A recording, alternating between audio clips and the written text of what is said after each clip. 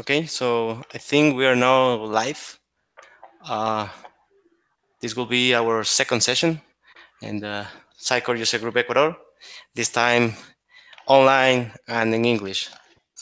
I think we will need to wait let's wait a couple of minutes to see more audience here.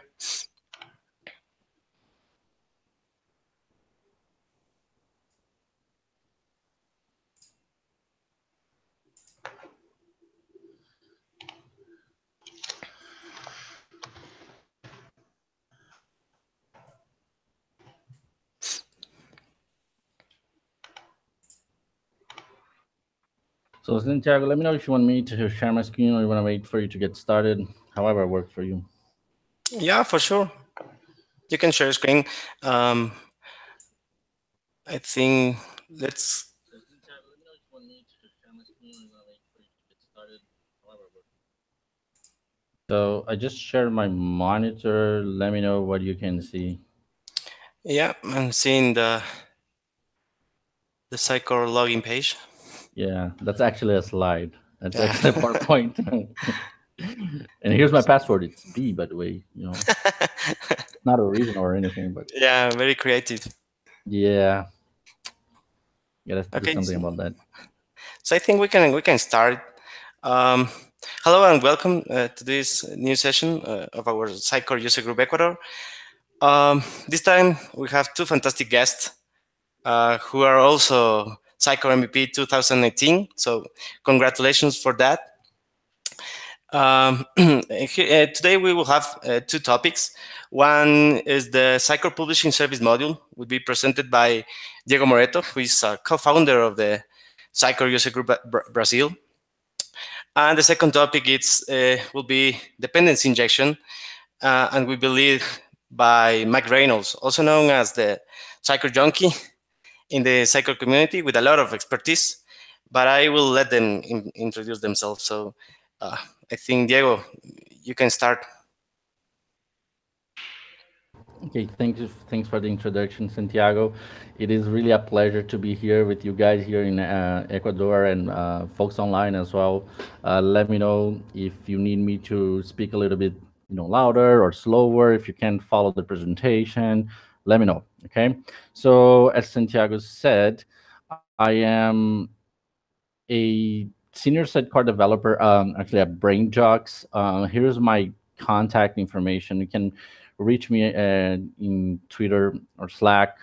I'm always online, so you can always reach out to me. I'm a co-founder of the Sidecar User Group Brazil, which has becoming a very active community here in Brazil.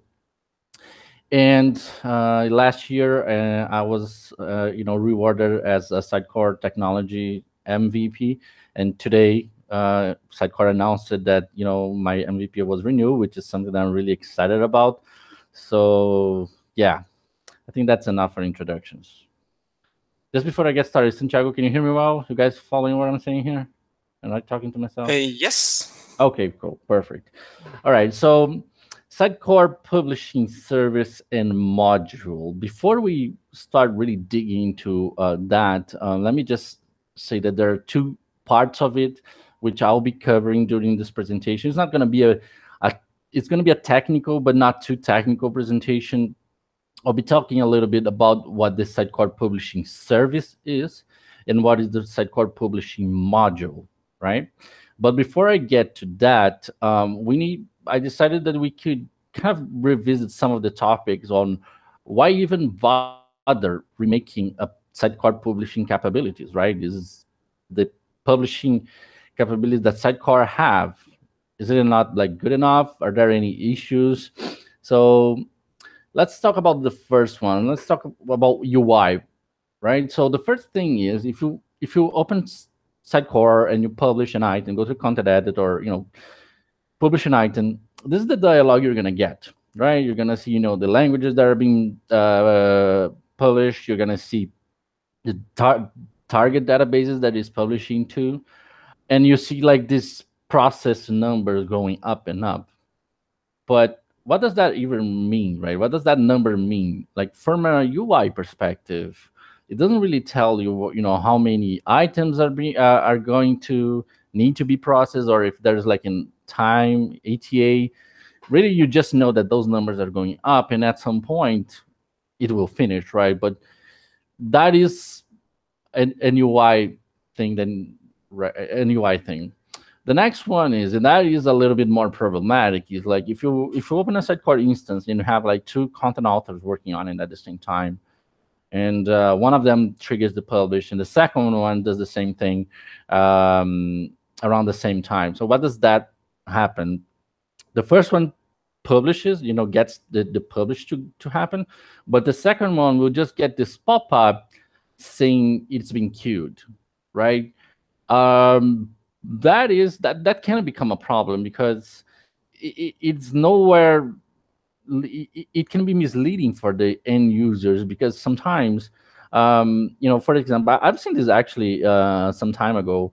We had this exact same scenario, like two content authors working at the same time, and they were trying to publish something like which was urgent for production. And I saw the frustration on one of the content authors. They saying, "Look, this got to go live now. Like, it's been queued. Like, what can I do? What should I do? Can I, like, how much time is it gonna take?"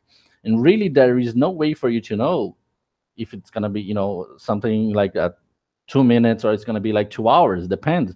It's like, is it a full republish? Is it an incremental, smart publish, or anything? So from a UI perspective, that can be a little bit of an issue, right?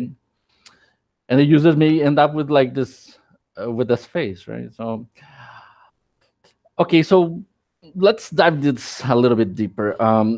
Sitecore publishing is actually one of the oldest parts of Sitecore, right? It is dated from over 10 years ago. It was built towards a website of 10 years ago, and a lot of things changed in these past 10 years. Like the web changed, Sitecore has changed a lot. We're working with cloud now. There's a lot of these pieces that are new, and the publishing servers, the publishing, it follows it, but up to a point, right? So it's when we're talking about Azure, geolocated servers, serving servers all over the globe. That does not serve that really well, and we're gonna see that in a sec. Why? Well, it's a little bit of what I just said, but for example, if you have servers that you have like servers in Brazil, servers in Ecuador, in the United States, you have clients all over these places, which is like it's getting like more common and common scenarios on when we're working with Sitecore and having clients which are global clients, right? So some of the websites, they don't really scale well when you need to publish across the wire content and make sure that you can update fast all of your content delivery nodes to actually have the content in a fast way. So for this aspect, there's a table that I will show you shortly that will actually explains a little bit in more details. Well, this is an interesting thing. So 1 second, please. I'll just turn off the AC. Okay, sorry about that. So how does the publishing work? Really behind under the hood, what happens is the Sitecore reads through the data provider each item one at a time, and on each of those items it reads one field at a time, one language at a time, on one target at a time. So if you think about what I'm saying here, there's a very granular process that happens when you're processing those items. So you can imagine like you're publishing an item, so it's going to read all its fields. And then if you're publishing, for example, related items, it's going to read one field by the time on each of those items and each of those languages. So there's a lot of this processing that is really granular, and it can be really time consuming because the way Sitecore reads that's how the data provider has been developed. It has been developed mostly to serve content, right? So it works well for hundreds and maybe thousands of items on a content tree. But right now we're talking about websites that have like millions of you know items, and so the websites are getting really heavy, really big, and that can be a little bit of an issue. um Again, if you have extra targets and if you have multiple languages, this will increase the publishing time just because of what I explained. So each target, you have to do the same thing like over and over again, and each of those languages the same. So the other day I saw a website that had like 60 languages. So if you follow me what I'm saying here, you'll see that there's a lot of processing that needs to happen in order for that to happen. So Sitecore needed to find a more intelligent way, really, to handle that to actually increase the publishing time. Also, the publishing is not transactional. What does that mean? That means that, and I've seen this happen many times. So, for example, you're publishing a content that is from a master database to a web database, right?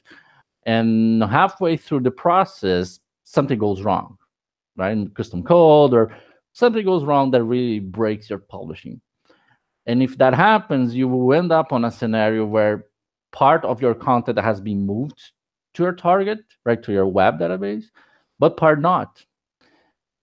And this can be a problem. Like if you're talking about like a production environment, this is really an issue because there is no way that Sitecore does not provide you with a way for you to roll back to your previous state.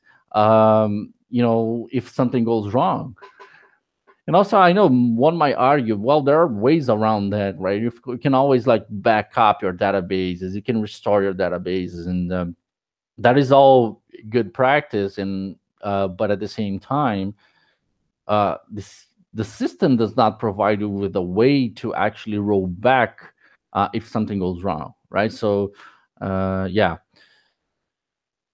Well, and this is actually one of the side things that normally our clients or people tend to do. So, for example, if you need to scale, you want to scale your publishing, like you're facing too much, delays when you're publishing, uh, is to get a new dedicated server, sorry, just for publishing. So that server really is responsible for making sure that the content gets published. That is a that is okay. That helps up to a point, but really, if you think about it, if you want to get a new server just to serve your publishing, you have to pay for a full sidecar license. So which can become expensive, right? So you have to pay for a license to actually address a scalability issue, right? So because it's not scaling well, so you're trying to improve your performances by but are paying more. So and again, geolocation, if you have, as I said, if you have servers all over the globe and you want to try to push your content across the wire, it can be slow. um I just said this, but I'll just mention again. Like, so the data provider was originally designed for you to deliver content, right? So it's the publishing does work with that, but up to a point, right? Again, if we're talking about hundreds of maybe thousands of items, maybe this presentation isn't even for you, right? You're good. Like the problem it becomes is when you start having performance issues when you're trying to push your content across the wire, but but it's taking long. And also, it's worth mentioning that this kind of becomes an issue when we're talking about large volumes of data, right? It's already mentioned, but okay. So we've seen some of the problems that we're trying to address here, and Sitecore ended up thinking about some of the aspects, foundations that you would need in order to build a service that would address these issues that I just brought to you guys. The first one is it has to be small, right? So you have to have something that does something well, but that does that something really well, right? So which uses good, making efficient use of hardware resources, that it can scale uh, easily for you, that it can host easily, right? That can work in parallel while Sitecore is processing. So that is one of the foundations that they came up with. The other one is do as much work upfront as possible, right? So for let me give you a few examples. So for example, let's just say that we're going to publish an item which shouldn't be even be processed. Like for example, there is publishing restrictions on that item. It's not on the final workflow stage. So you can really you can really do that upfront work and kind of create what we're going to see now, or what are manifests, which really are just publish what needs to be published, right? Try to figure out upfront if there are misconfigurations, or there are broken items, or if those items should be even be processed or not, right? Because that makes your service be smarter.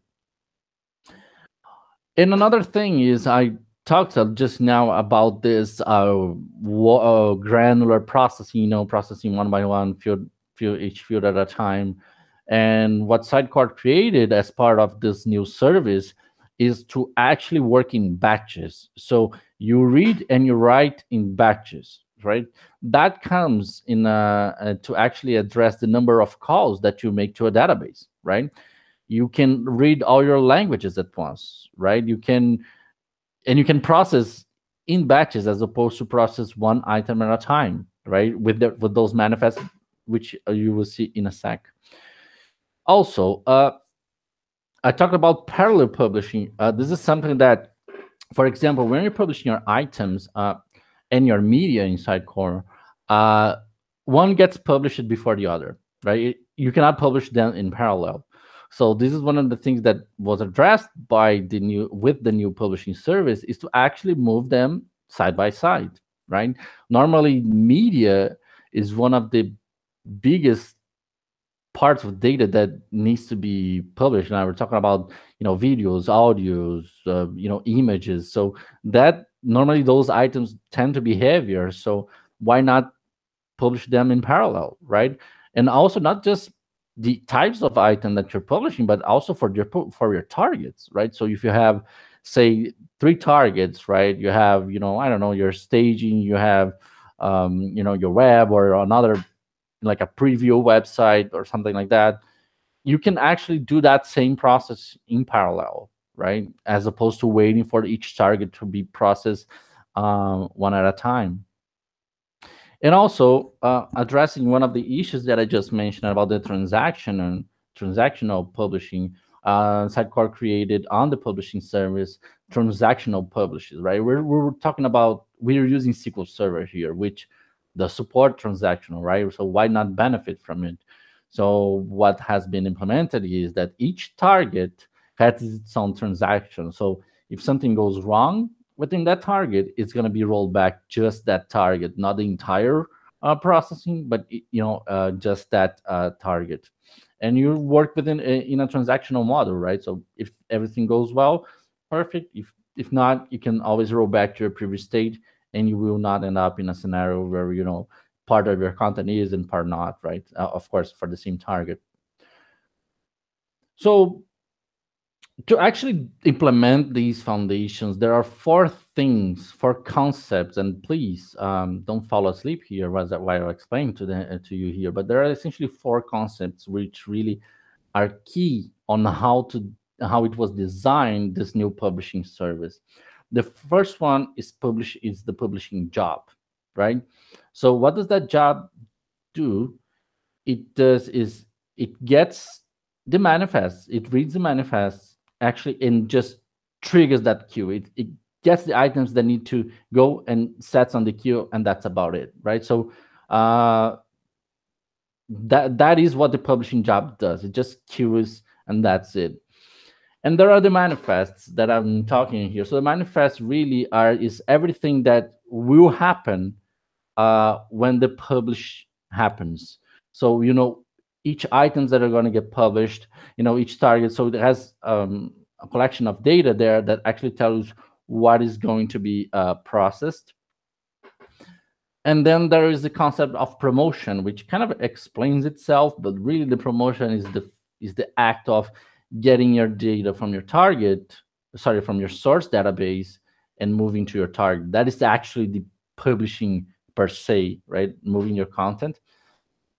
And then you get the manifest results. So the manifest results really is it's a custom, you can like inject on a custom pipeline. When that item is processed, you can actually get that and do customizations with it. So let's just say that when you have your manifest results, which is like the end of the process, it will trigger a pipeline which you can maybe do some custom logging with it. Maybe you want to do anything really. You can hook into a custom pipeline with those manifest results and essentially do whatever you want, right? So this is actually I got from a presentation from Stephen Pope. He works at Sitecore product team. He's in the team that actually built the publishing service, and I borrowed this slide from him. There's another one just ahead that I also used, but actually kind of explains what I just tried to explain to you guys here. So with this concept of queuing the publishing job, queuing it, reading directly from your source, and writing in bulk in batches to your target databases, clearing cache after the publishing, and then sorry, clearing cache and handling the sorry, triggering the custom pipeline that I just mentioned to you, right? And at the end, of course, clearing your caches on your CDs.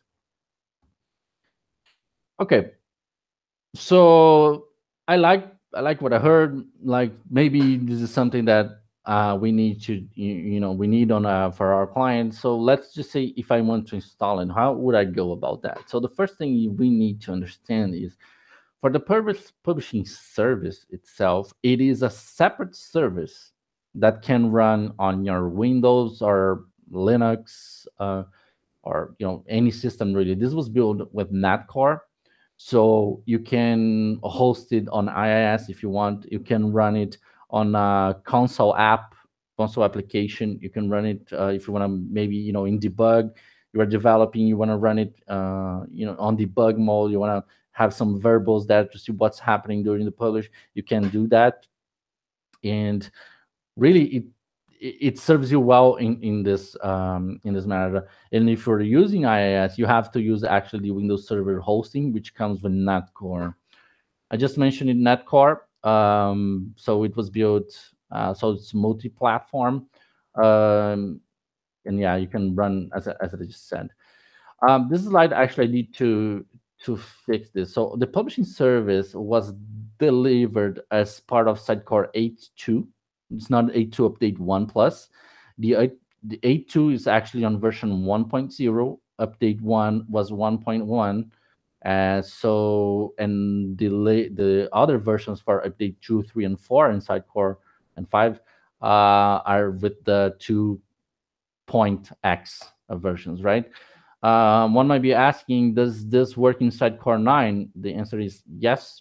I have seen yesterday that it's running currently on the publishing service is running on 3.1.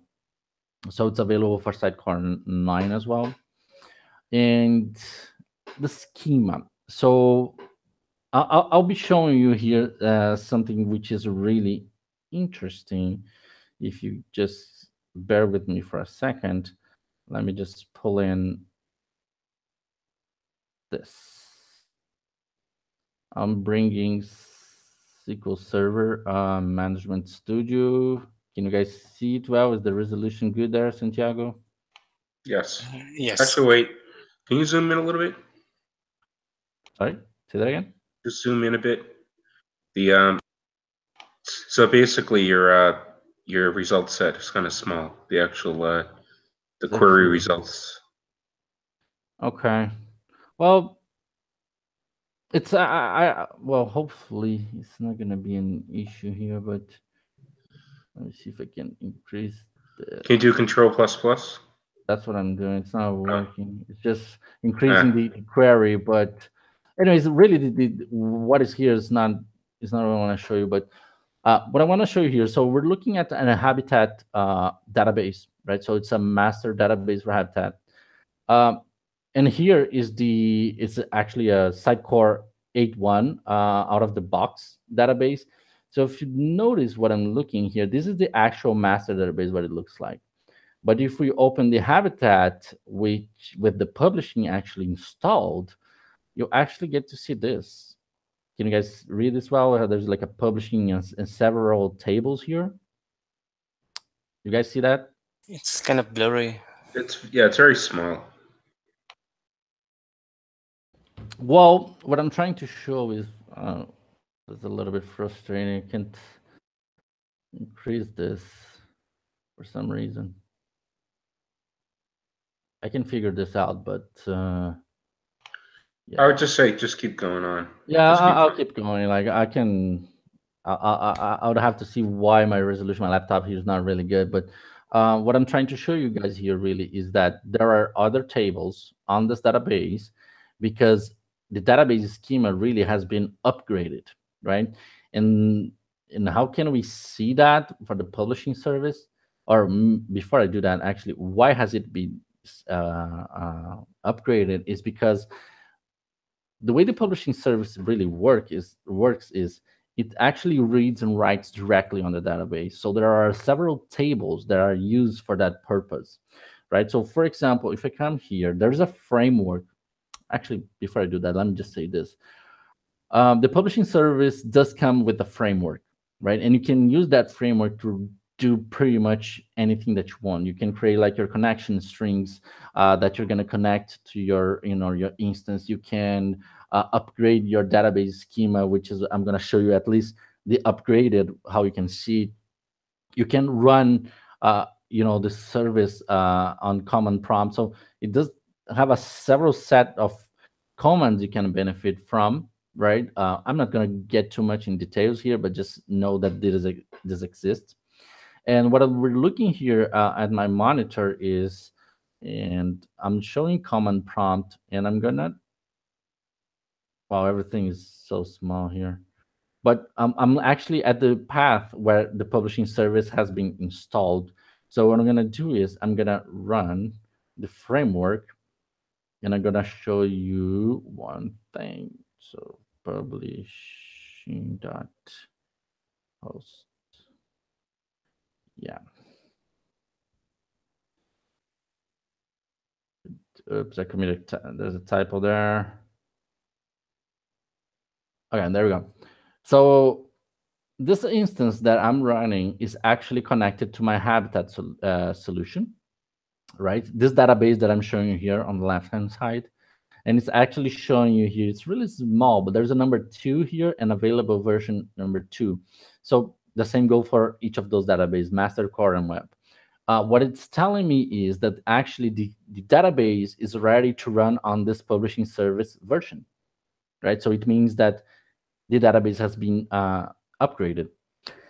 If I would run the same command on like if I'm setting it up and I have this publishing instance that I'm setting up and I need to do that for the first time, I'm going to see that the actual installed version is going to be the out of the box one and not the one with the service. So this is actually one step that I need to do to set it up. But I just wanted to point to what I'm trying to explain with all of this is if you want to know if your database is ready to use the publishing service, all you have to do really is list the schema of it.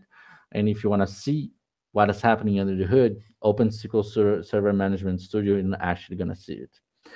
So going back here to the presentation, right? When you're running your service, one other thing that I want to show you before I actually do a demo is that it's going to run on on a port, of course, and there is a way for you to actually know if your setup is correct or not.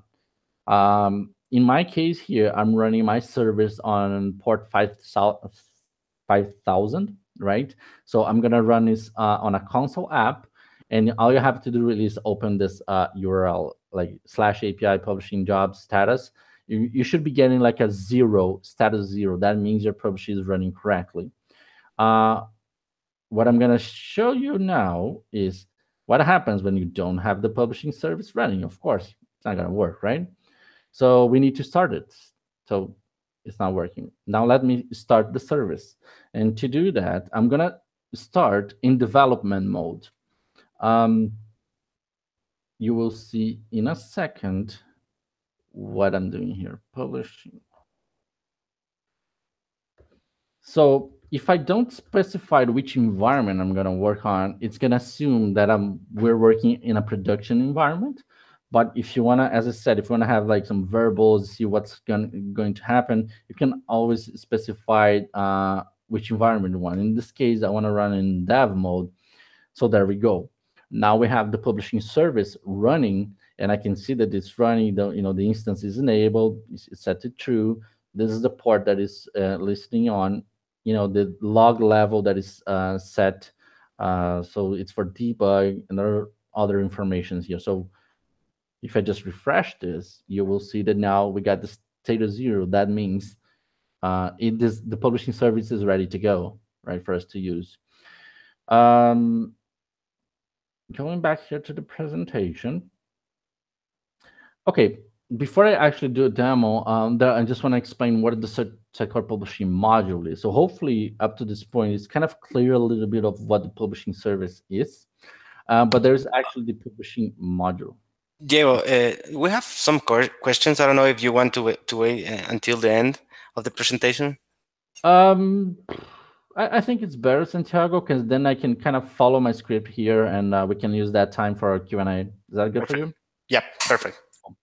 So the publishing module is really a Sitecore module, a Sitecore package that you can just install on your instance. And when it does that, it will adjust your Sitecore instance to actually start using the new publishing module, which will be connected to the new publishing service.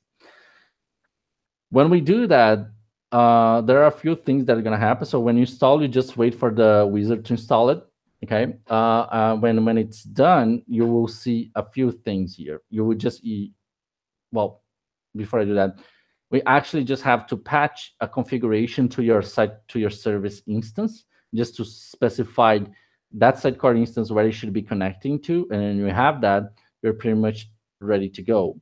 So to recap, Sitecore module is a Sitecore package that you install, and it's going to actually adjust your Sitecore instance to start using the new publishing service. And the publishing service really is the responsible for doing the publishing processing that we are all used to, right? So let's take a look on what this publishing service really is. So when I open, for example, Habitat, I had it open here, but I'll just open it again. So this is in a Habitat solution. There's nothing, I didn't do any custom things here, right? The first thing that after you install your publishing module, you get this publishing button on your launchpad, right? And the publishing, that will open a new dashboard for you, which I'll show you in a second. But before I do that, I want to show you what that also means for your content editor. I'm not sure about you guys, but whenever I'm publishing content, I normally use the content editor. Maybe I'm old school. I don't know. I just like to do that. And you're going to see that now the dialogues that we get on the content editor and on the publishing service, they're actually a little bit different. So for example, here, if I click on publish item, by the way, there's a publishing dashboard button right here, which you can always use to actually go to the publishing dashboard. So let's take a look about this. This is actually similar, but it's not quite the same. So what are we missing here from the Can you old publishing? probably zoom it? I can. At least on the browser that works. Does that look better? Yep. Okay.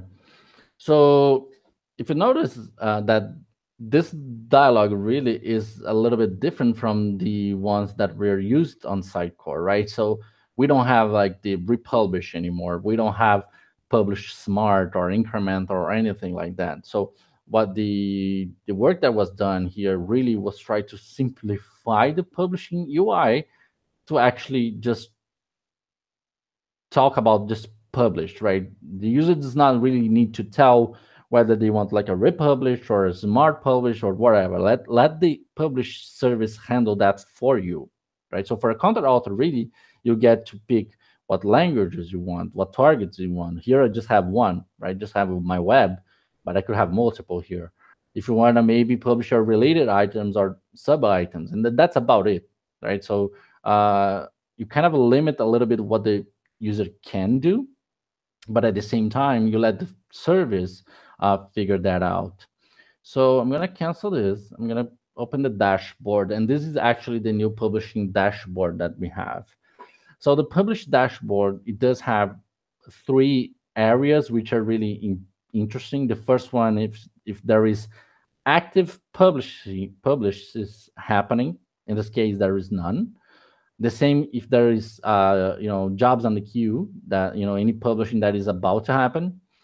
We do get to see that when we have like multiple instances at the same time publishing. I'll actually show that in a sec.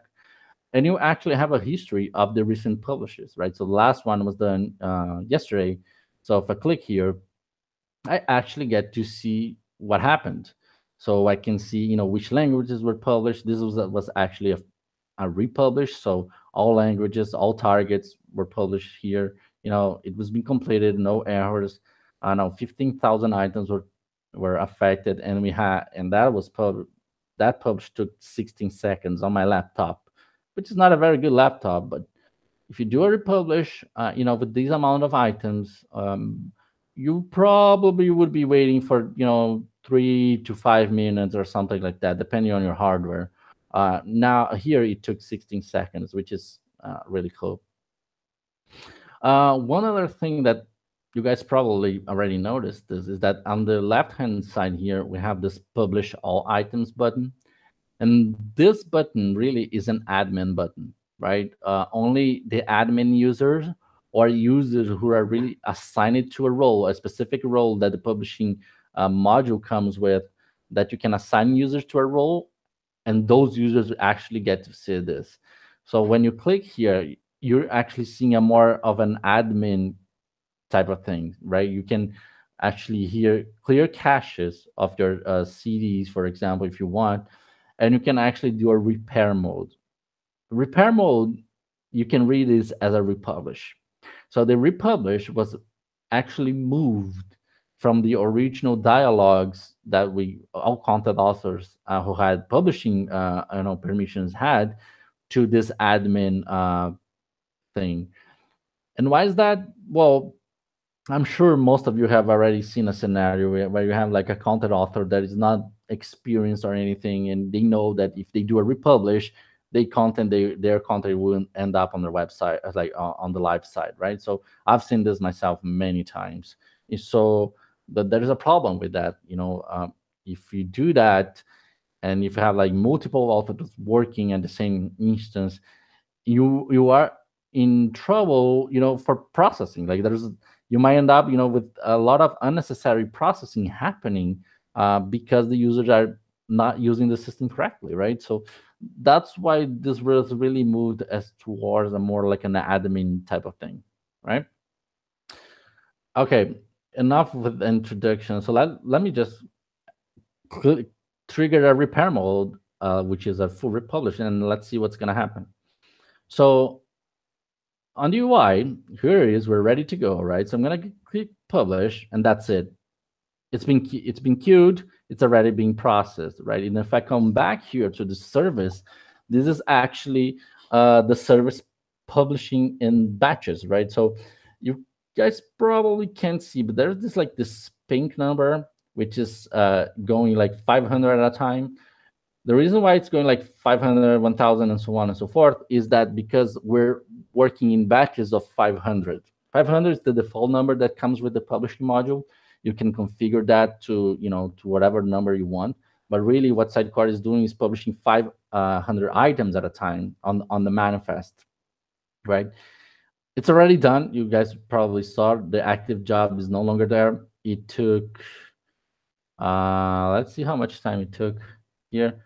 20 seconds, which is kind of nice, right? It's already done. You already saw that happening. I can do, you know what? I'm going to do another thing. I'm going to open an incognito tab and I'm going to show multiple publishing happening at the same time, just so we get to see the queue, what is being processed before one or the other. Just bear with me for a moment.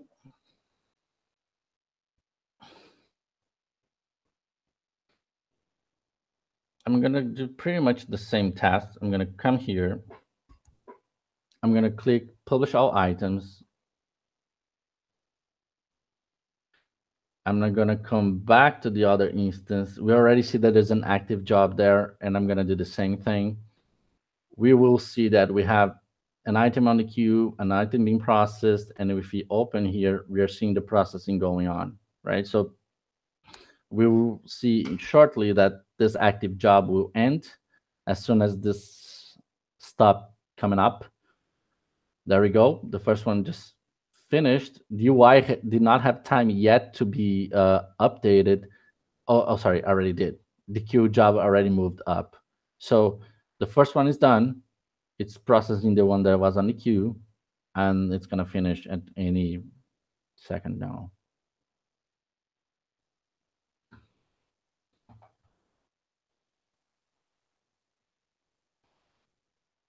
Okay, it has, yep, it finished. So there we go. This is actually something that I wanted to show you, right? So parallel publishing happening. We did not see any queue. We did not see like that queue, dialogue. We actually got to see on the dashboard what was happening, which jobs were being processed, the ones we had on the queue, and we get to see like a little bit of a report of what happened, like which target, if it's completed, the time it took, when it started, when it finished, and so on and so forth, right? Yeah. Okay. So let me talk a little bit. This is actually the other slide that I was talking, that I actually borrowed from Stephen's presentation. So let's talk a little bit about Azure here for a second.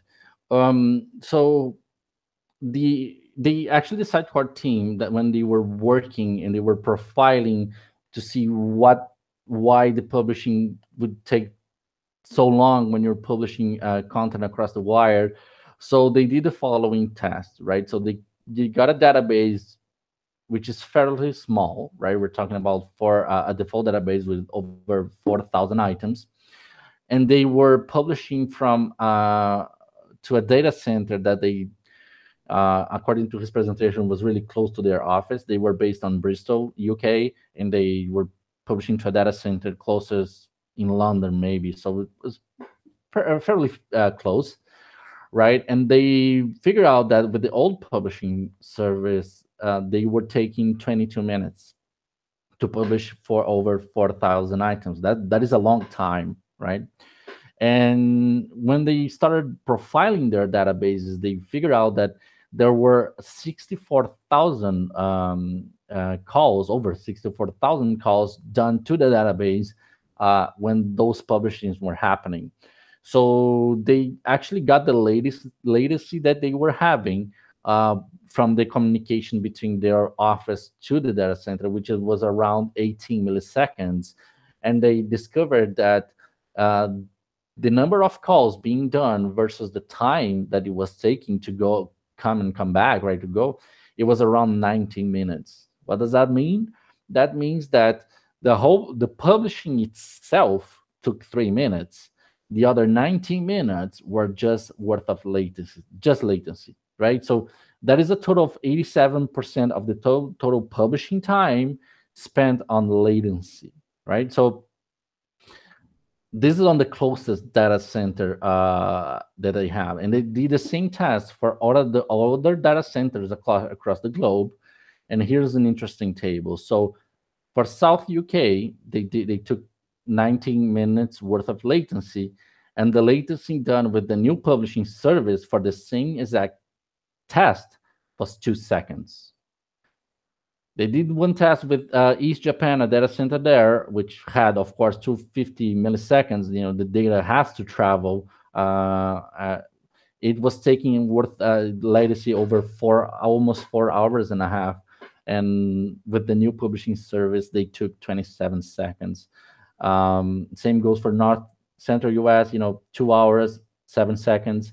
West US, 2 hours, almost 3 hours here in 17 seconds. So I think this table and really paints a picture on what is the real benefit of using the publishing service. Like one of the biggest benefits, right? If you're working with geolocated distributed servers, and if you have a considerable amount of data, you might be the publishing service probably it's a good option for you to start considering, because otherwise you will end up in a scenario where you have to wait for latency in numbers like this, right?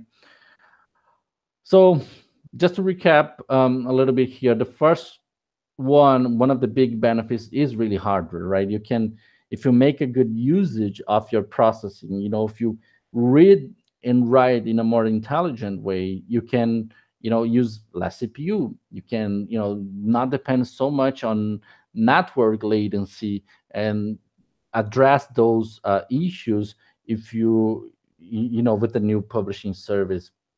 And also cost, like not just in time, like you can waiting for a publish to end, sometimes it's not acceptable, but really you can get this for free if you already have a Sitecore license.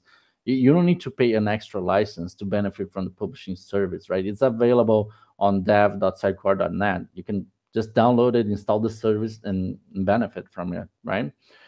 And again, if you're working on cloud, Azure, here's Azure, but Azure or AWS, really, that I think those numbers that I just showed kind of explains in more details why that can be the best option for you.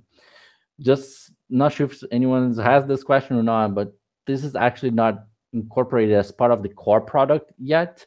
This is a separate service and actually is following some of Sitecore's strategies in kind of rebuilding some of its core parts to actually deliver those pieces better, really.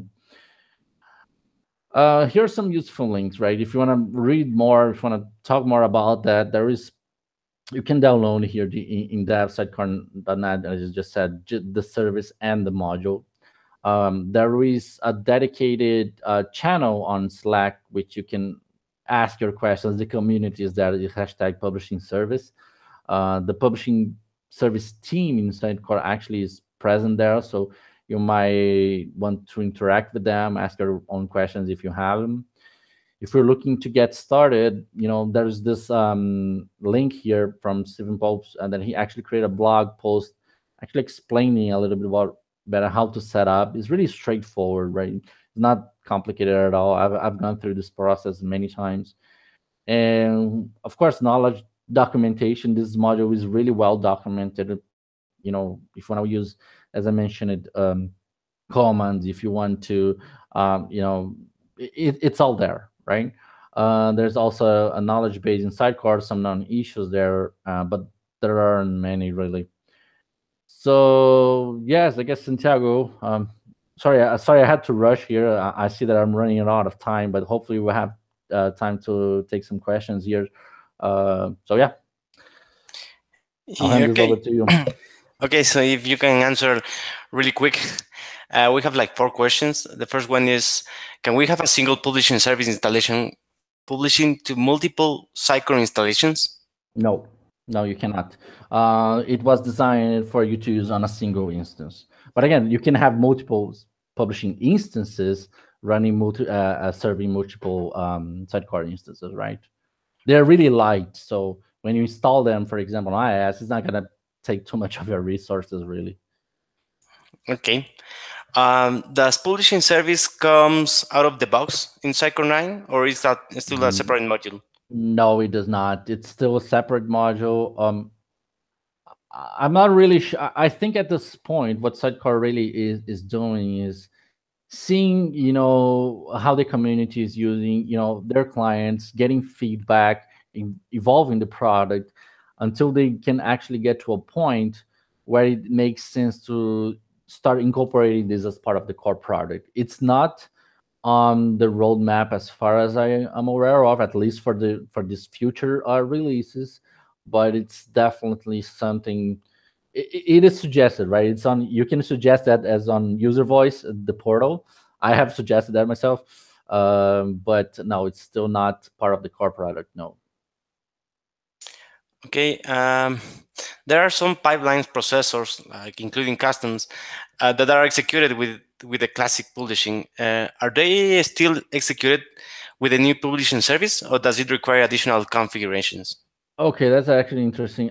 So there are two things, right? So if you want to use the event handlers, not talking about pipelines here, but event handlers, they are really pretty much handled the same way. So if you want, for example, you handle publish and event, for example, you get to do that pretty much the same way. Now, pipelines, that is not the case. So what has been done for the new pipeline, there you have to, there is a pipeline which actually gets triggered that you can actually hook into and do your custom processing with your publishing results. So those manifest results that I mentioned just now, they're actually for that. Like you can hook into the the pipeline and do your custom processing there. Does that answer the question? Yep. Okay. Okay. So I think, Mike, it's your turn. Okay. So Thank you if very there were no much. other questions, thank you very much. And let me know if you guys have any other questions. I'll be online here.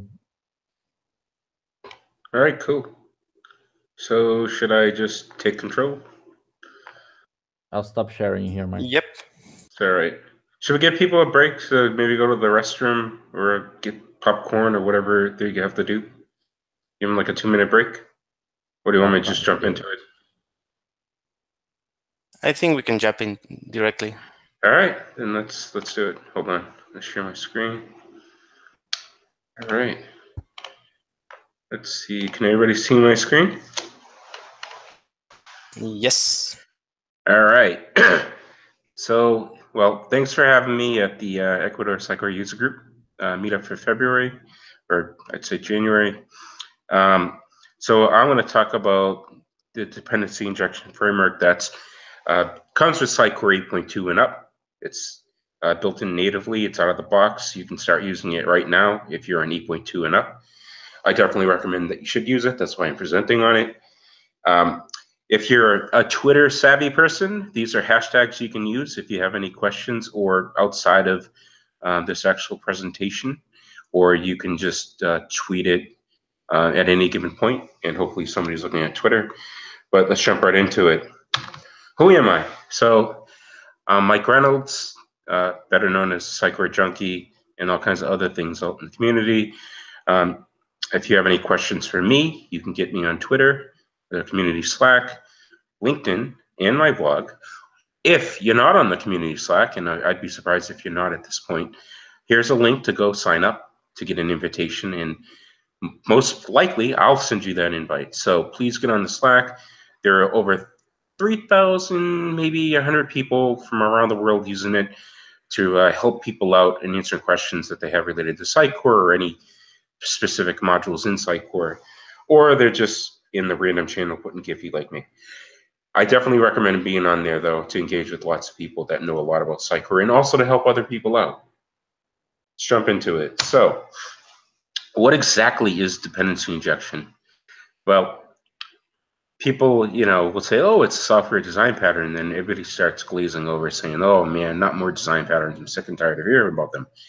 Well, I mean, this is something that we really need to look into, even though it may have some crazy arcane words such as design pattern.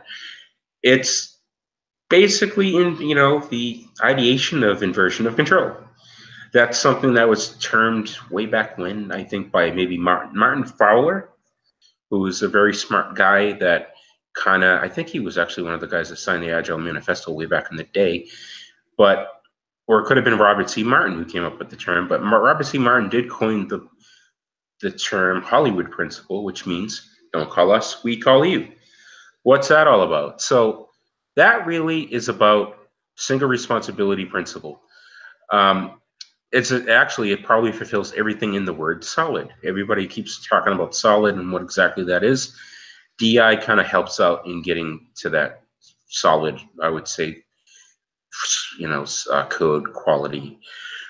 Single responsibility principle would be a class does one thing and one thing only, and it's pretty good at it. Of course, we're going to be using object-oriented programming for that. We're going to follow the Liskov substitution principle, which means that a class can be exchanged with its base class, but not the other way around. Also, we want to have interface segregation going on. So basically have some interfaces back in your classes and make your classes kind of fulfill those contracts in the interfaces. And then I guess dependency inversion, which is kind of like DI and IOC combined. What's that all about? Well, it promotes loose coupling and high cohesion. This is typically where I ask the audience, hey, can somebody explain to me what these two things mean? Well, since I don't have an audience right in front of me in my living room, I will tell you that loose coupling means I will build a class that's backed by an interface or some kind of abstract base class that the caller may not have to know the implementation details behind that contract, but it needs to conform to that contract and be plug and play with things that use it. So if, let's say I build something, a class that has, I don't know, I'm going to show some examples in this presentation, but, let's say I have a class that, expands tokens on a Sitecore item. I might have an interface that defines methods that will do that kind of work. And then a class that goes and does something behind the scenes to expand those tokens.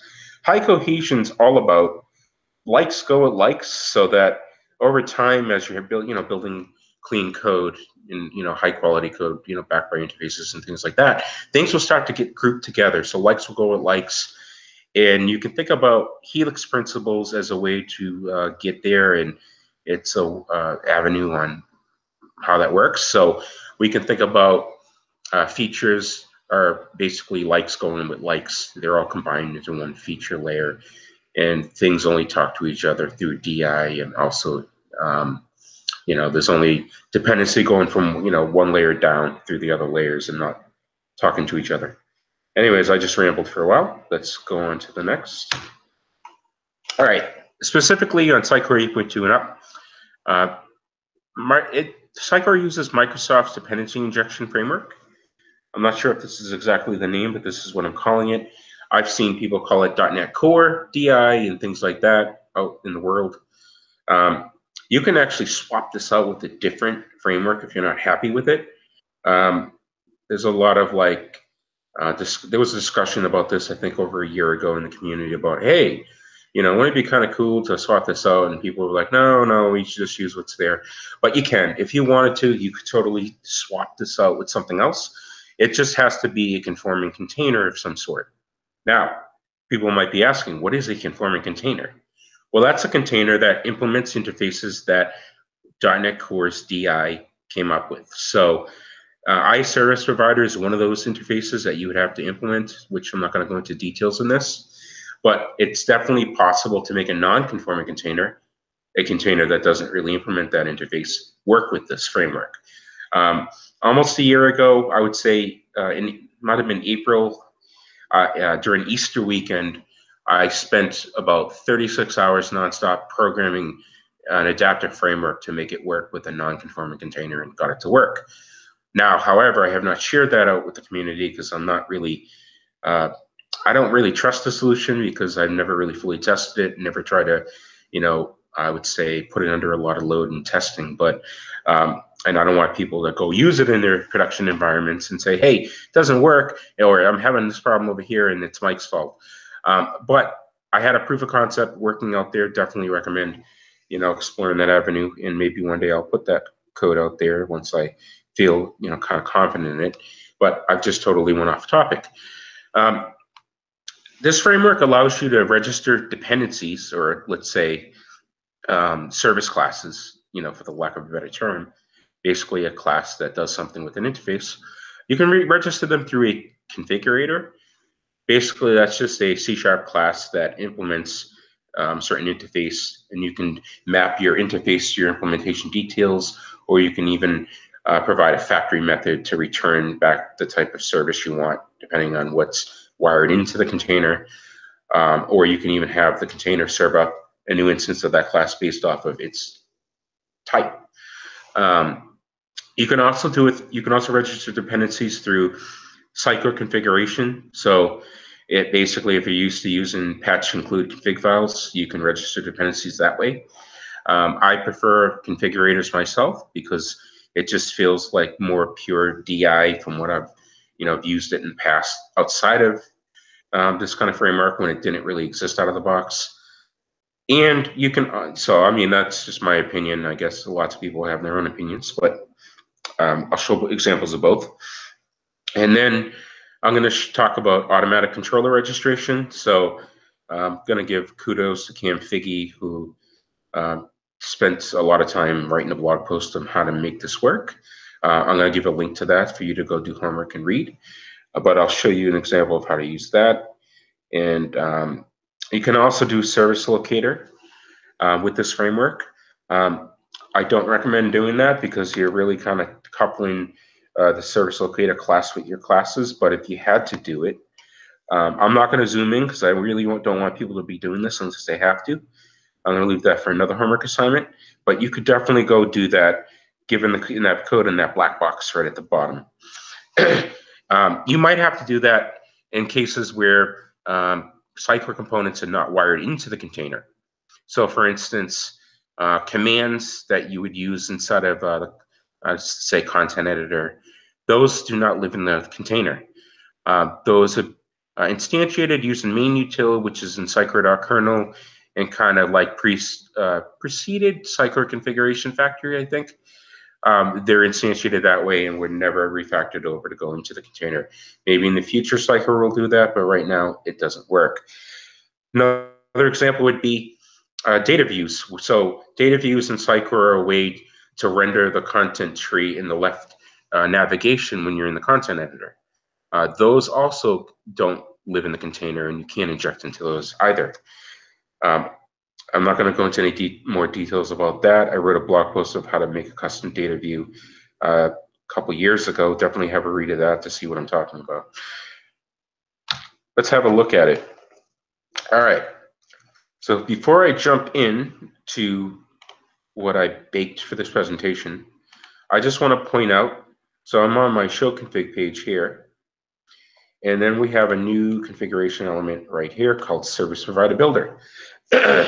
This guy pretty much takes everything that's wired in either through Sitecore configuration or through configurators and puts it inside of the container and does some other magical things, and then returns an iService provider to the caller. The iService provider is the ability, it basically manages the container and will give you a service if you ask for it. This is where you can swap it out with something else. You can use a different type of container. I'll show an example written by Dmitry Shenchekov, an MVP. I believe he's in the Ukraine. I will show an example of that with AutoFact. He wrote a blog post a couple years ago on this. I will give you a link to that to go have a read. I also want to call out the fact that we have a new show config type page called show services config. This gives you a nice table of what's in your container right now. So service type, I'll go into the columns, the headers for a second.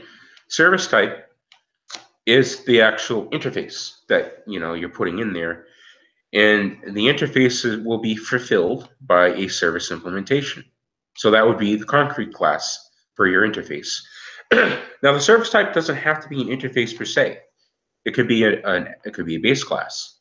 It could be, I believe it even could be the class itself. I haven't tested it with this, but I know that in other DI frameworks, you can do that. Over in the right-hand side, which my screen's a little wonky today, but we see something called lifetime. Oh, by the way, before I jump into lifetime, you can also provide factory methods. So could be like a Lambda expression that will return an instance of something. It's just something you would wire into your configurator to basically be served up when you request, let's say, the service type. Jump back to lifetime. There are 3 different lifetimes that you can have. So you can have a singleton. So a singleton is a design pattern that says only one instance of something exists at any given point during the application lifecycle.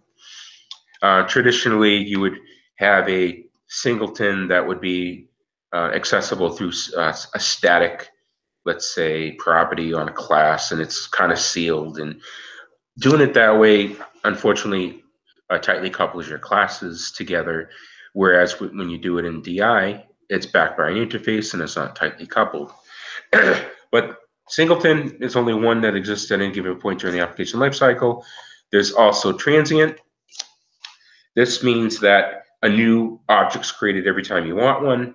So if you say, hey, I want an I number rounder, you'll get back let's say you have something called round number or whatever it's called.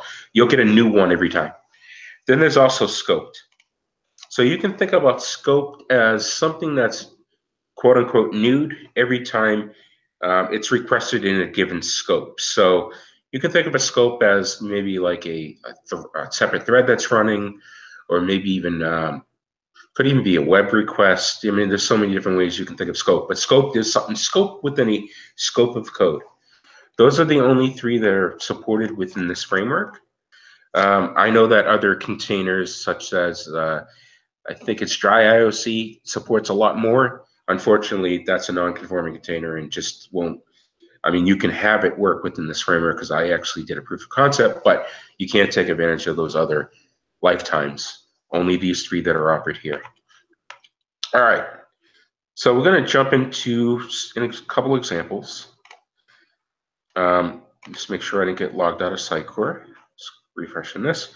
All right. So I have a field called some number. The field type of this is number.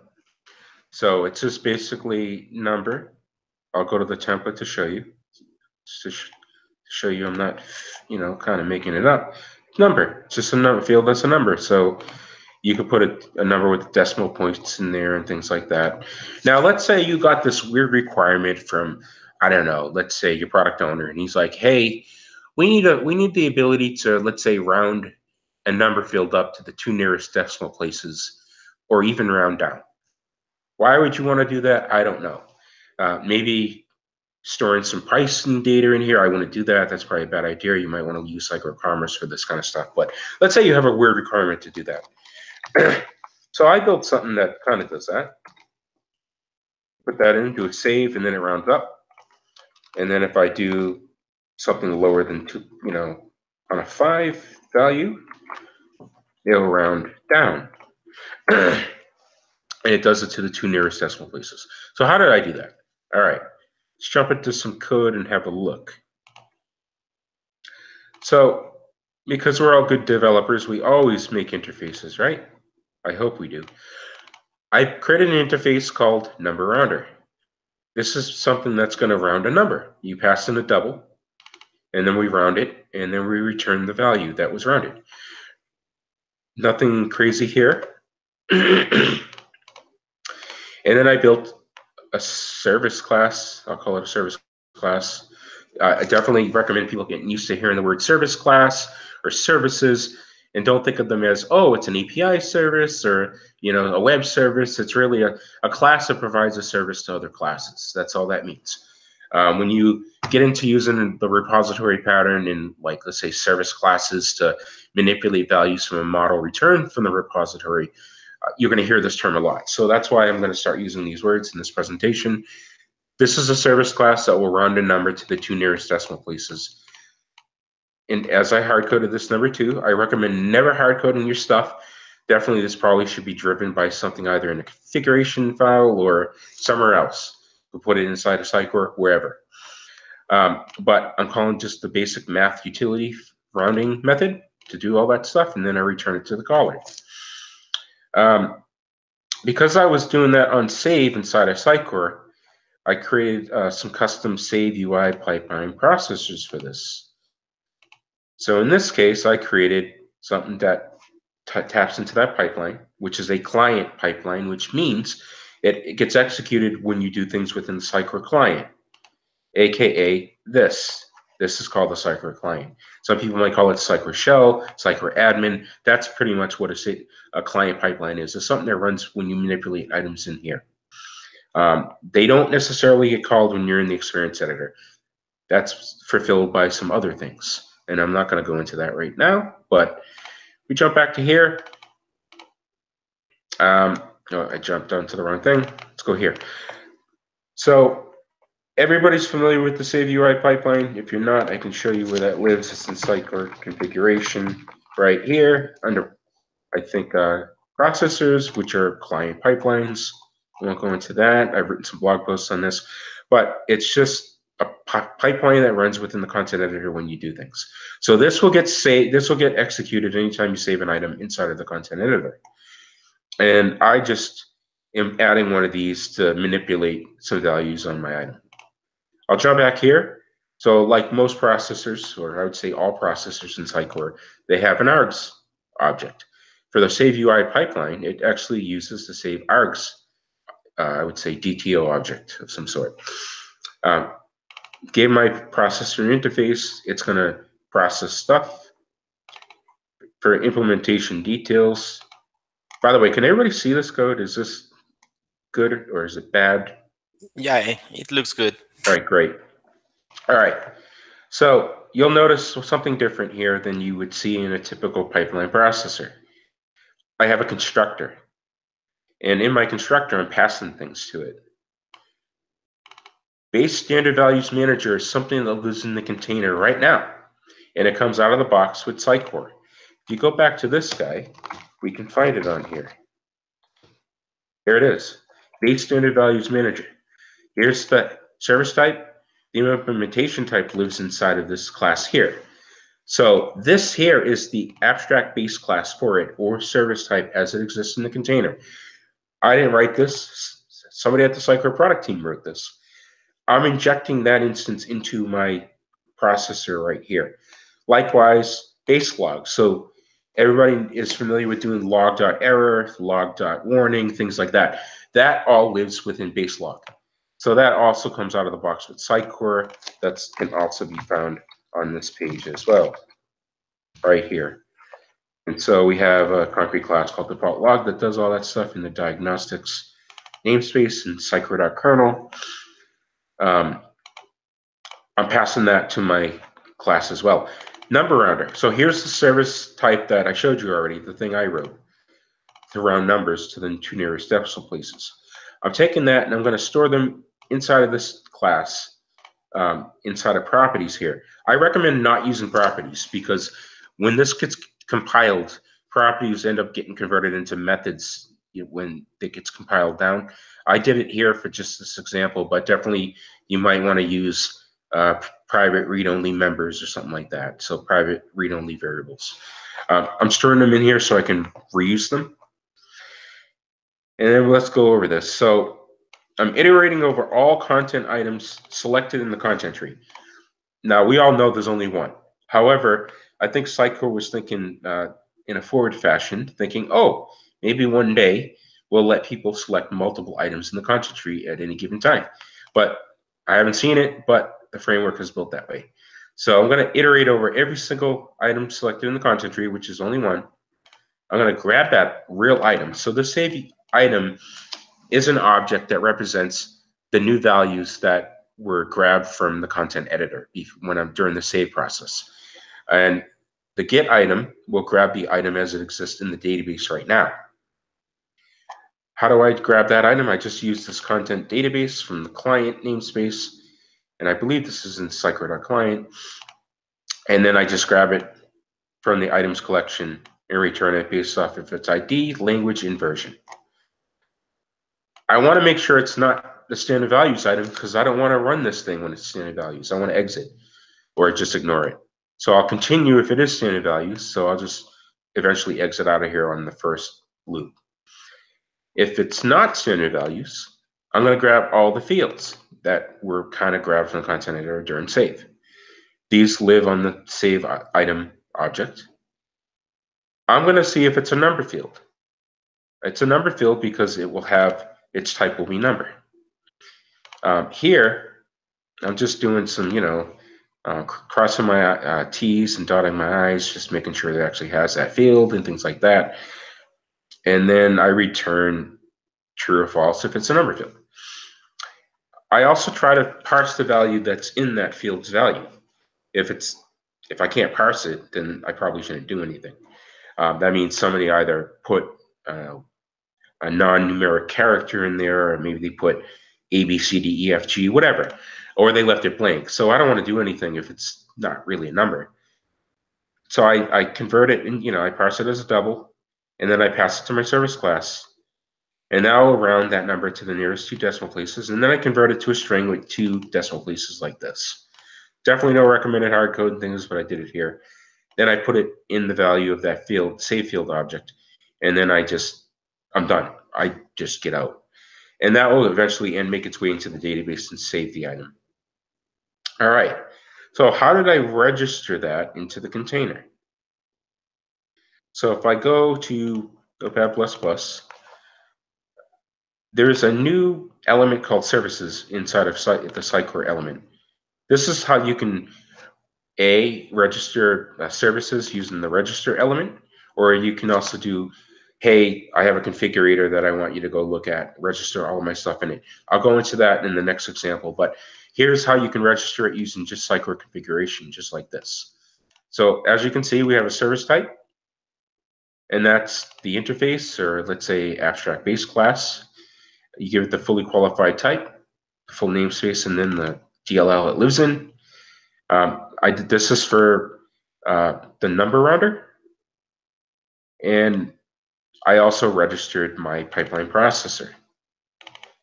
And if we go back up here, like, everybody knows that, at least I hope everybody knows, when you're adding a custom processor, you would put in, let's say pipelines or processors, depending on what the context is. If you're doing client pipelines, it would go under here. I'm tapping into the Save UI pipeline, and I'm adding a processor before the processor that does the saving. Here's the type I want to use. And then this is the magic, resolve equals true. This means instead of trying to create an instance of it using the configuration factory, go find it in the container. And so Sitecore behind the scenes does some magical stuff and goes and gets it from the container, and then everything gets wired in. So that's an example of how to register things using the register element within Sitecore configuration. I'm going to jump into another example, and that's probably something a little bit more useful. It's really all about tokens. Everybody knows what a token is, right? Or they call them master variables within the Sitecore nomenclature a bit. So if you go and look inside of Sitecore.kernel and you say, hey, I always wanted to know how, these get expanded. They could be called master variables, or or other people call them tokens. Well, let's say you needed the ability. We all know this happens. You add a new field to a template, and let's say you add a token within the standard values of that template, and then all of a sudden it bleeds through to every single item that already was created with that template that already exists. So there's no clean way of expanding these. I did create a blog post about 4 or 5 years ago showing multiple ways of doing this, and I believe it could have been Mike Robbins back in the day built a module to do this, but I'm going to do it here just as an example. So if let's say these bleed through and you do a save on them, you want them to get expanded like that. So I jump into the next service class that we built, and I called it Token Expander. So it has two methods on it. Something to determine whether the item has tokens on it in any field on that item. And then a method to say, hey, expand the tokens on any tokens in every field on that item. So if I go into the implementation of that service class, as you can see, I'm only injecting one thing into this class. So one thing I left out is I'm not passing this base log instance myself to this class. The container is. So behind the scenes, you can think about the DI container as one big, you can kind of think about it as a tree data structure. It's just a tree that kind of keeps track of, hey, here's some service classes that have no dependencies. So they're going to be the bottom of the tree. And then you work its way up to figure out, hey, this guy needs this instance. So I'm going to map it and just give it that instance and all the way up to build this big data structure containing classes with their dependencies and how to inject into them. You can also think about a container as a dictionary where you can say, hey, I want the implementation class of the number rounder, and it'll return back the instance of that number rounder. So here I'm just passing the base log, and this is from out of the box Sitecore. Going to store it in a private property. As I said before, it should be a private read-only member.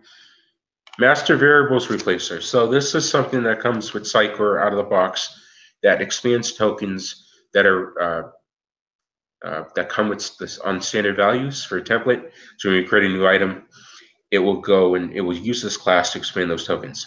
Unfortunately, this guy does not live in the container right now, as far as I know. He's coming from the factory class, which is Sitecore configuration factory. It will grab an instance of it from configuration. I believe it's actually set within the settings element within Sitecore in Sitecore configuration. So we go and look at this real quick. Here it is. So it will go, this configuration factory knows how to handle this magically somehow. It has an instance of it already. It'll give it back to me through this method here. I made this a hook so that if somebody wanted to change this out, they could. Let's say you created a class that implements this base class, or it's actually a real class, but you can inherit from it and change things on it. There are methods to override. I just put this hook in case somebody wanted to change it, because I like to be nice to people who maintain code. It's usually me. I put that also on a private property here. So one thing I want to call out is I also hard-coded a list of tokens. Why did I do that? Well, these are the tokens that come with Sitecore out of the box that it uses. Unfortunately, you cannot get to this list from the Master Variables Replacers class because it lives in that class and it's hidden from everybody. So I put this in here because I didn't know where else to put it. I do recommend not hard-coding your stuff. I'll keep on saying that. Please put this in configuration somewhere, have it pull in or whatever. Just don't hard-code it like I did here. Do as I say, not as I do. Anyways, let's go into the method that determines whether an item has tokens on it. Pass in the item. I first do a read all, because what that does is says, okay, yeah, I have some fields on me, but I also have some values that are coming from standard values. But I want to see everything, including those that are from standard values. The read all method on the fields collection will give that to you. I get all those fields and iterate over them. I iterate over all the tokens in that list above within an inner loop. And I just see if it has a token. If it does, sure, return true, we found a token. Otherwise, we return false. I don't know if there's a better performing way of doing this, more performant than this, but that's how I did it. I'm sure a smarter person out there can make this a lot more performant, but I did it like this just for this presentation. Next method. I'm going to expand tokens on the item, regardless if it has, let's say, tokens or not. I'm going to put the item in editing mode. Do a try catch, because we want to be good developers and log exceptions. We don't want things to explode when our clients are using our solutions. I hope everybody's doing that. And then I just delegate to the master variables replacers class to expand tokens on that item. And then I take the item out of editing mode. If there is an exception, I cancel editing mode and then I log the error. And this is the base logger or base log class. And then I'm just passing it off to the Sitecore log. As I did before, I created another Save UI pipeline processor. Like all good developers, I created an interface for that pipeline processor. It also uses a save args object because it's the same pipeline. I'm tapping into the same pipeline. If we go look at the details of that pipeline processor, you can see that I'm injecting things into it. This comes from Sitecore out of the box, and it looks like I'm not passing a logger to it because I must have thought I didn't need to do any logging here, but knowing that, I'm slapping myself on the wrist saying don't do it again. I probably should be logging things when they explode, like here. This could throw an exception. It's probably unlikely, but it could happen. Anyways, I digress. I'm storing that standard values manager and also the token expander that we just looked at into properties in this pipeline processor class. And then I'm going to iterate over all items that are selected in the content tree. As we know, there's only one. Like before, I'm going to grab that item from the current content database like this. And I'm going to make sure it's not standard values and it has tokens on it. If it's standard values or it doesn't have any tokens on it, we just want to ignore it. So I'm going to continue over the loop. We all know it's only going to loop over one item and then be done. Otherwise, I'm going to expand tokens, and that will pass it to the service class, the method on it to expand those tokens. Now, I registered this into the container in a different way. Instead of using Sitecore configuration, I use a configurator class. So this is where you wire things up using code. One thing that you need to be aware of is that you have to implement this interface, which comes with Sitecore.kernel, and it's in that namespace there. You need to have your class implement this in order for it to get Sitecore to know it's there to register your services. Another thing you have to be aware of is you should also use this namespace, because these right here are extension methods that live on service collection. This guy is actually just a list of something called service descriptors. It's an object that has a bunch of properties on it. Most of them mainly say, hey, I want to know what the service type is. I want to know what the implementation type is, and I want to know what its lifetime is. That's what service descriptor pretty much has on it. You can also specify a factory method and things like that. And then the extension methods that come with this up here give you the ability to add things as like this, like singleton, and in a nice syntactical way using service type over on the left, implementation on the right. And let's have a look at something real quick. If I do service collection, we can see we can do all kinds of stuff. You can add transient, you can do add scoped. I don't know if there's a factory on this, that just might be somewhere else. I'm not going to jump into that. However, I have this class, but Sitecore still doesn't know about it, so you have to tell Sitecore that it's there. And you do that through another configurator over here. You have to patch that into the services element as I did with the register elements. I'm telling it where my configurator class is. So it can say, okay, I know what, so then I'm going to throw all this stuff into the container. It's going to grab all of them when you load up Sitecore for the first time, or you reset IAS or whatever, and it's going to go through all these configurators and just call it's going to pass an instance of this to every single one of these guys and put things into the container, and then build up the iService provider and return it. If I jump back to the rest of this, I have to register my custom pipeline processor here. And as you can see, I don't have the other stuff down here. I don't need it. It's all in the configurator here. But as you can see, I'm just using the interface for that pipeline processor. And I also did resolve equals true so that Sitecore knows to go look for it in the container. Then magically everything gets wired up. That's all magic. Any questions on that right now? All right, great. I'm going to jump into the next thing I wanted to show, which is the Automagic controller registration stuff that was offered by Cam Fakey on his blog post. So I'm not going to go into the details of this too much, but here's Cam's blog post here. I recommend having a read of this. This is really good stuff. I've learned a lot about some things that I didn't know about Sitecore DI. There's also this code down here that's available in there. I might have refactored some of this a bit, but don't tell Cam. He might get upset. No, I'm just kidding. Anyways, I'm not going to go into the details of this code and what it's doing, but what it really gives you is the ability to register, let's say, MVC controllers within your DLLs, and you can specify your DLLs using wildcards, or you can even pass in an assembly object into one of these extension methods. You could do lots of stuff with this. One thing to keep in mind is I don't remember if his blog post talked about API controllers, but there's a way to also do that with API controllers, and I'm not sure if it's captured on his blog post. If it might be, I forget.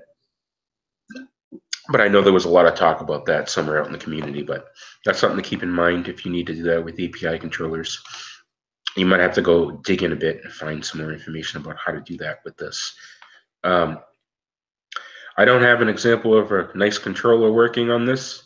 I broke my solution about 6 months ago, but just definitely go have a read of this stuff and see how it works. One thing I want to jump into next is I talked about you can swap out your container. So as we saw before, we have the service provider builder. This is what's given to you out of the box. It's called default service provider builder. It's using the .NET Core stuff or Microsoft's DI framework out of the box. It's built in the .NET, I think 4.5 something. It's just using what's there. I'm going to show you some code written by Dmitry Shenchekov in the Ukraine, showing how to make this work with AutoFact.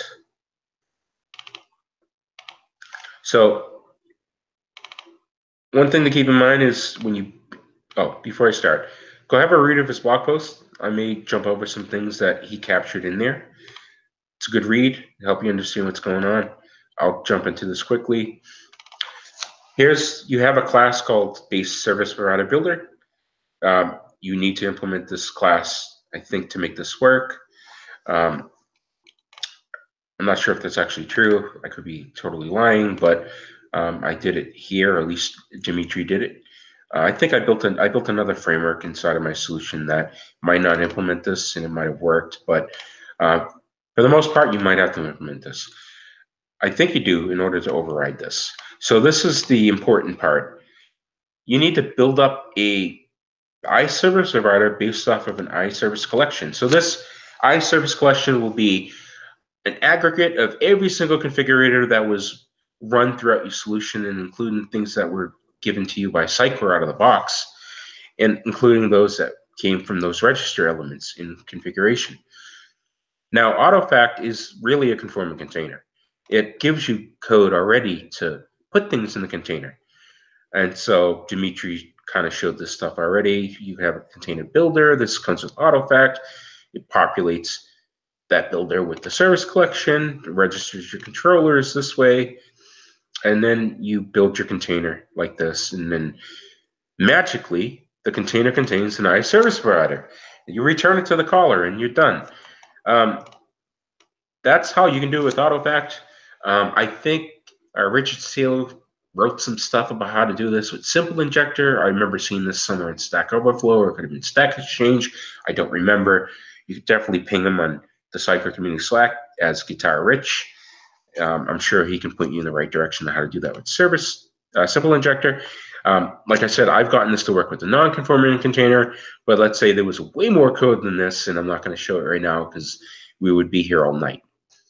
Um, so let's see this actually working in the solution. So I have a configuration file here, and this points to that code I just showed you. Here's the Autofact Service Provider Builder. I'm swapping out the Service Provider Builder out of the box by just replacing the type attribute with this value.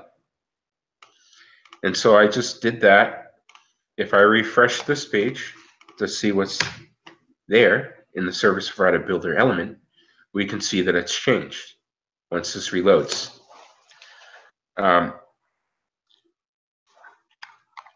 It's almost there.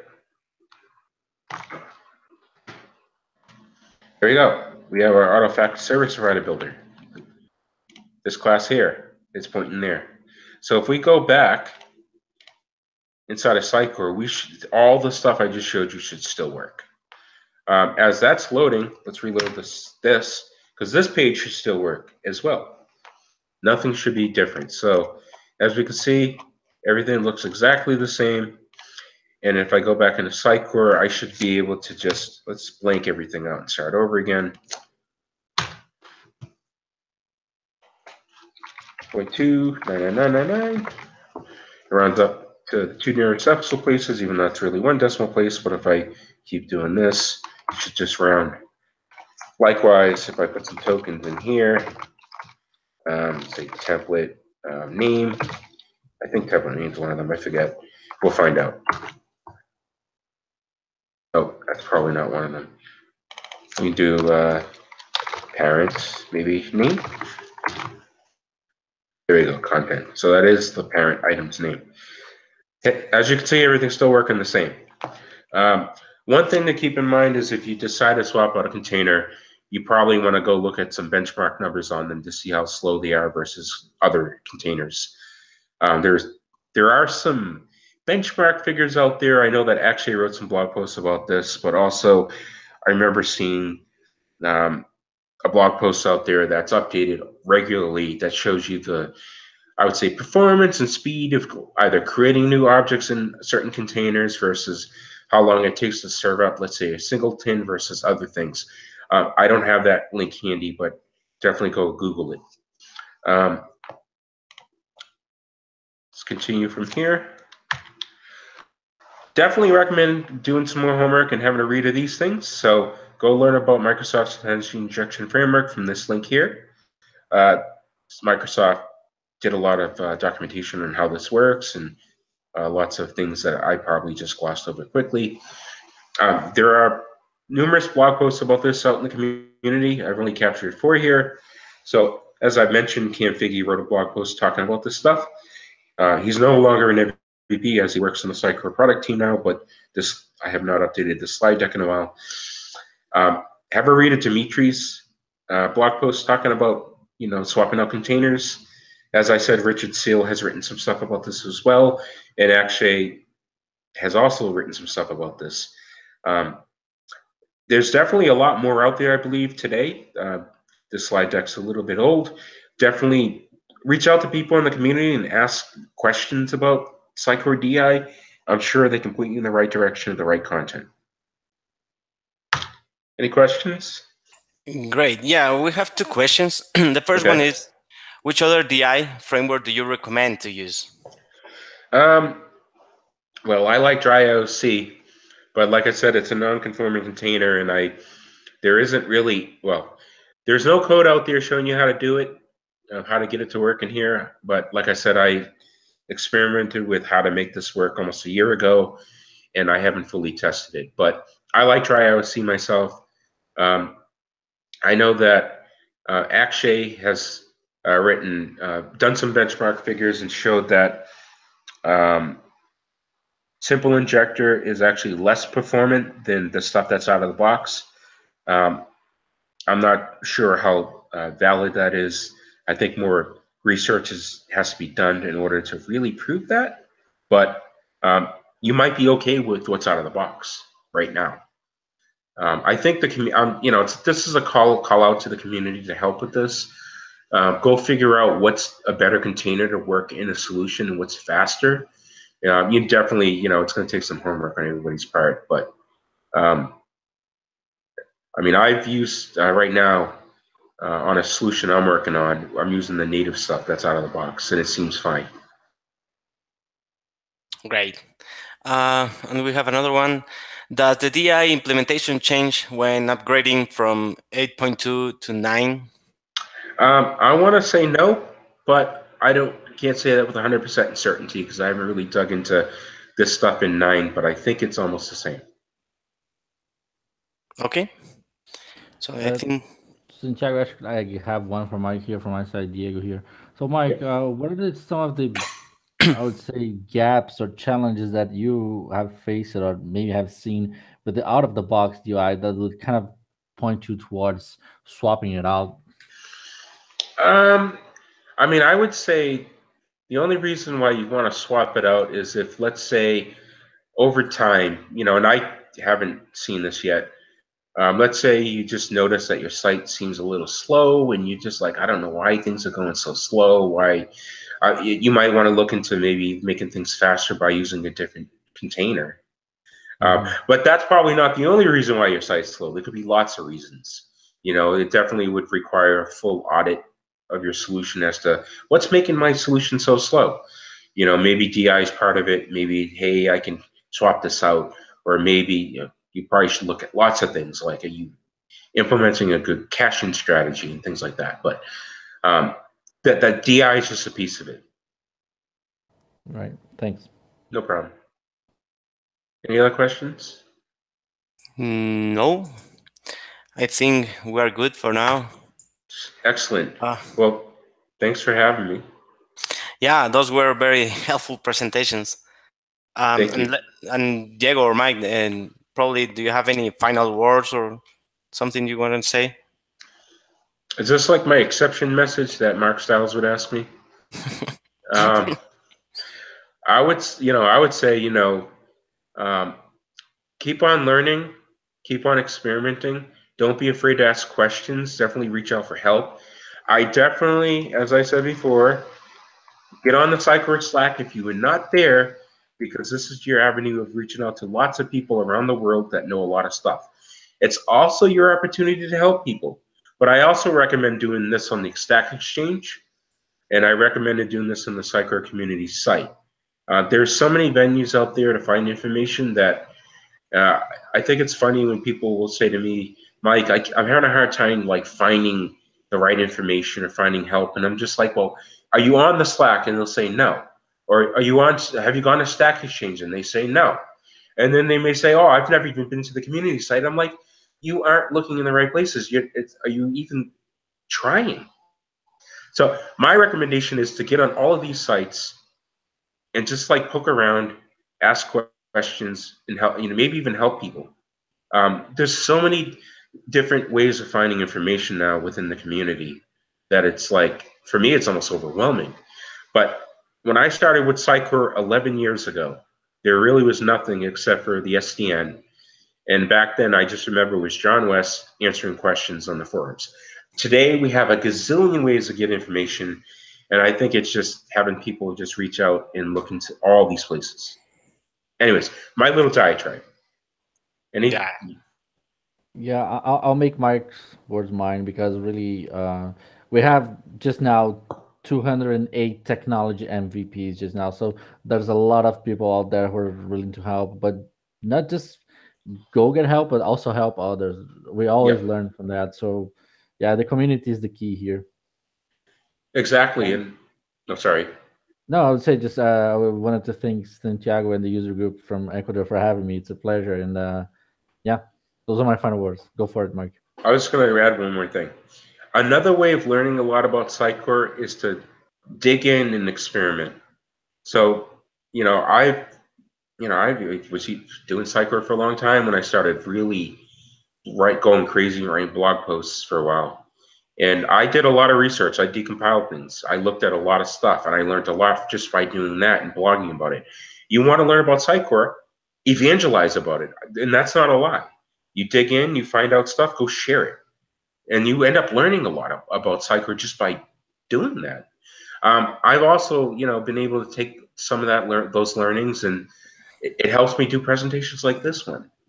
So if you want to learn about what about Sitecore, not only get on those channels to find that information, go start digging into things and experimenting and seeing how things work. And then you'll walk away knowing 100% more.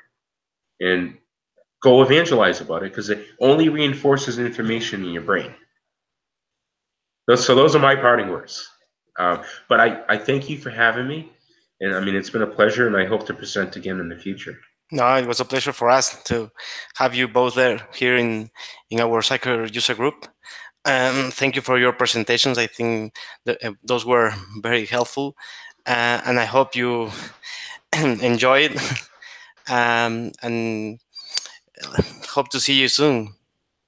Thanks. Yeah, Bye. thanks. Bye, everyone. Okay, bye. Bye. See you. Bye. Cheers.